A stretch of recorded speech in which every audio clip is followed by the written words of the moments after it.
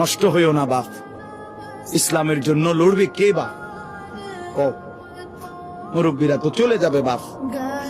18 বছরের ছেলে, 20 বছরের ছেলে, 22 বছরের তাগড়া জওয়ান, তুমি নষ্ট হয়ে গেলে, তুমি চরিত্রহীন হয়ে গেলে, তুমি যদি সারাক্ষণ নারী ছাড়া, ছবি ছাড়া, মদ জুয়া অশ্লীলতা, তুমি যদি মোবাইলের আসক্তি ছাড়া চলতে না পারো, আগামী দিনে ইসলামের জন্য তুমি করবা কেমন, লড়বে কেমন?